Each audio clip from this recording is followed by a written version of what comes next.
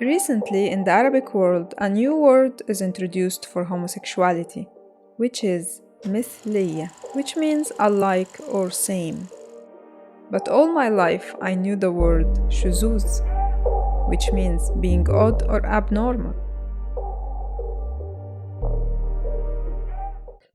I'm Teresa Khalil, a writer and a documentary filmmaker, and in this series I'm sharing stories with a question mark. My story with homosexuality began very long time ago when I was living in Egypt. I would be sitting with my parents watching television when my father looked at my mother and winked at her saying, "I bet this actor is Shaz." So I asked my mother, "What is Shaz?" And she whispers, "It means that he sleeps with men." And although I didn't know much about sex at that time, but I felt that it is something disgusting and bad and sinful, and as an obedient, polite girl who always respect the rules, I was sure that I will never ever in my life deal with shuzuz or deal with someone who is shaz. It seemed to me that someone shaz is more like a drug dealer or a prostitute, people that are considered criminals in my society. The official governmental announcements also use the word shuzuz. For example, you can read in the official newspaper arresting a number of men that are accused of practicing shuzuz, or famous actors being accused of being shawaz. And the actors defend themselves, denying the accusations, and their lawyers try to get them out of it. Fact number 1. You believe what you want to believe.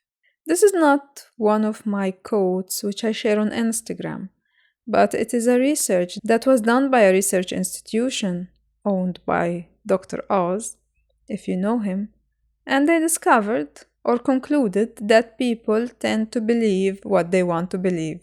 So, if after watching this video you found that you are still believing what you want to believe, don't worry, that is so normal for us humans. In the Arabic world, the West is always demonized. There is always this view or belief that people in the West have no morals or values. In the West, they can do every sin with no feeling of guilt. I always heard my father saying, "We are different from them. They are too open. They do all the wrong things." So it is not a surprise that they allow homosexuality or shuzuz. Fact number 2. My father was wrong. When I looked into it a few years ago, I discovered that the West wasn't different from the East when it comes to dealing with homosexuality. The West was against homosexuality, and people who seemed to be different were discriminated against, attacked, rejected, beaten up, or killed in the West. I even watched an interview with the famous now TV presenter Ellen DeGeneres from The Ellen Show after she opened up about being a lesbian in an interview with Oprah and how people from the audience were attacking her, saying, "Keep your sin for yourself. You shouldn't publicly confess and ruin the society." She also received the threatening letters, and she lost her job at that time in the 90s in the United States of America. There wasn't much difference when it comes to dealing with homosexuality between the West and the East. It was very normal in the West to take someone gay to a mental institution, and the diagnosis is homosexuality. The treatments were going under electrical therapy or hormonal therapy that led many of them to commit suicide. Coming directly from Egypt and at the beginning of my master's study in Europe in 2012, I had a colleague who seemed to be a bit odd. I suspected that he was shaz. The way he dressed, the way he moved, his laughter was a bit feminine. I wasn't sure how to deal with him. It was the first time in my life to meet someone shaz face to face. I had to deal with him on a daily basis. But I tried to be more open, saying to myself, diversity colors the world. But definitely I was shocked and confused. Not only because of him, but we also had a female colleague who was always wearing shirts and trousers and cut her hair so short. The way she acted was more masculine. I used to look at her saying to myself, what a pity. She's very pretty. If she just let her hair grow longer and wear a nice dress, she will look fabulous. And I actually thought of telling her this, but luckily we were not that close to share my thoughts with her at that time, and you will know why I'm saying luckily. In one of the classes, we watched the documentary film and we were supposed to discuss it afterwards. During the discussion, the gay colleague said, "Well, me as a gay, I think this, and that." I felt like a bomb exploded in the middle of the room, as he just confessed that he is gay and confirmed all my suspicions. I expected the professors to kick him out, as they would do in Egypt. But to my surprise, it seemed that they had no problem with it at all. The following days, I was more stressed about it and had no clue how to deal with him now after he confessed. I tried to act normally, but it needed a lot of effort. One day he came to me saying that he wants to buy winter clothes and asked me if I would like to join him. I needed winter clothes also, as my clothes from Egypt were not suitable for the European winter. So I agreed. I went with him and with another colleague. It was good. He was kind, funny, easygoing, and bit by bit I became one of his big fans.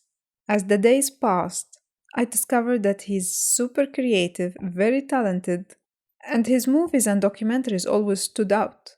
He became my favorite director. Fact number 3. Homosexuality is condemned by religion. This is the elephant in the room. You can't be in a room with an elephant and pretend that you can't see it. One day during my master's, we had a professor from America. He was teaching us the character in the film. And he was explaining how that the character could be male or female. How you know the males? They will play football. And how you know the females? They will be fighting with pillows. He was of course joking, trying to be funny, to wake us up.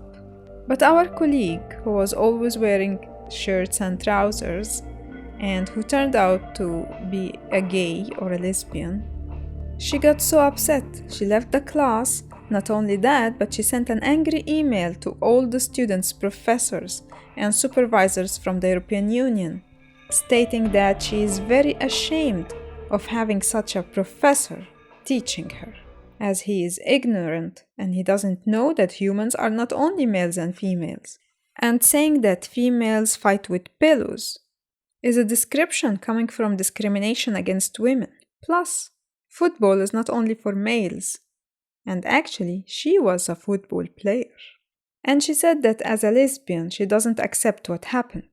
Finally, after receiving her email, I discovered that she was a lesbian, a homosexual. And she's very sensitive about it. Luckily, I didn't go to her with my ideas of letting her hair grow longer and wearing a dress. To be honest, I felt that she was overreacting, especially after I lived in Europe for a while and began to understand what was going on around the world and the history of homosexuality, the big picture of the issue. She should have been more understanding that this is an old American professor from an old generation, and maybe he's not aware of the new discoveries, or maybe it's difficult for him to see the world in a different way after he got used to certain knowledge and values. The university was very strict about it, and the professor was not allowed to teach anymore. In the Arabic world, the word shuzuz is now becoming مثلية. Ellen DeGeneres, after receiving life-threatening messages in the 90s, received the Medal of Honor from the President Barack Obama for her work as a TV host and LGBT activist. The developed countries that used to demonize homosexuality and dealt with it as a sickness began to change their laws one country after the other. Some countries are permitting same-sex marriage. Some countries are allowing homosexuals to adopt children and make families. Countries are putting laws to make it possible for someone to come out as a homosexual and still feel safe and not threatened or discriminated against.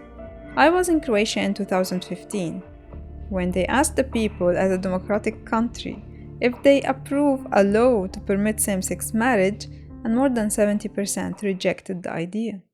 But the law was made, and I took my camera at that time and met Marco, the head of Gay Pride Croatia, who was very busy with workshops teaching the judges how to deal with homosexual couples after the new law was issued.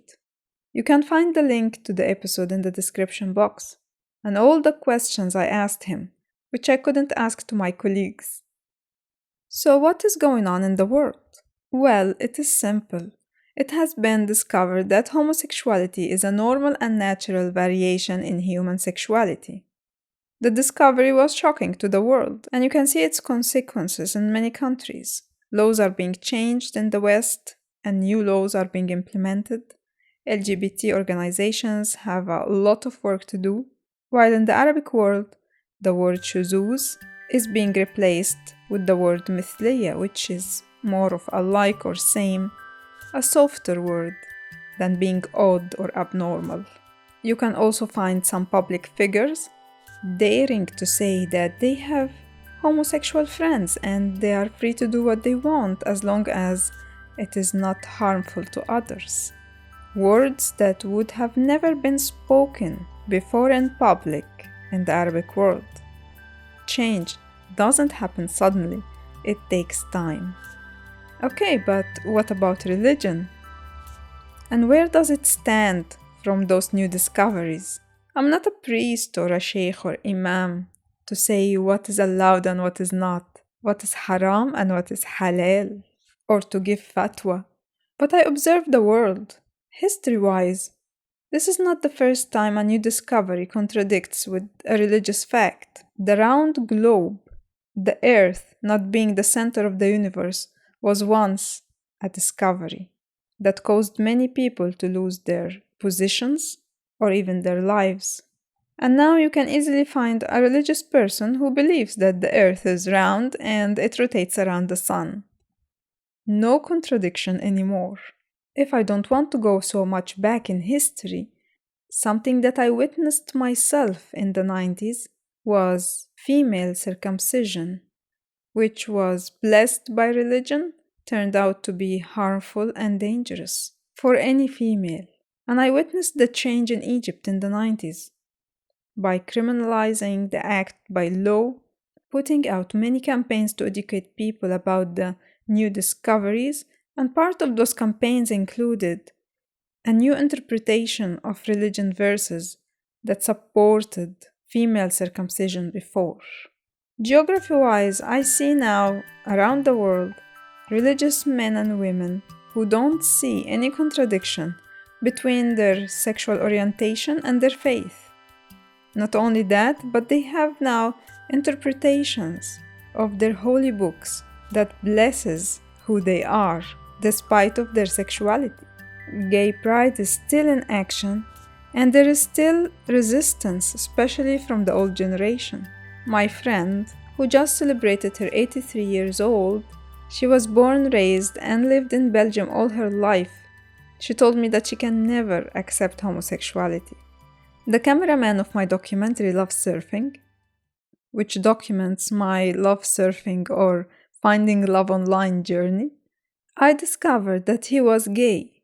He invited me for dinner with his husband. It was a new experience for me, but I learned to be open, and I always welcome seeing what life has to reveal and offer. So, do you believe what you want to believe? I don't need to remind you that you can support my creations on Patreon, or join, or sign up to my newsletter on my website teresakhalil.com if you want to receive a letter from me every month for a healthy, calm and conscious life. I'm looking forward to your comments. See you in a coming video.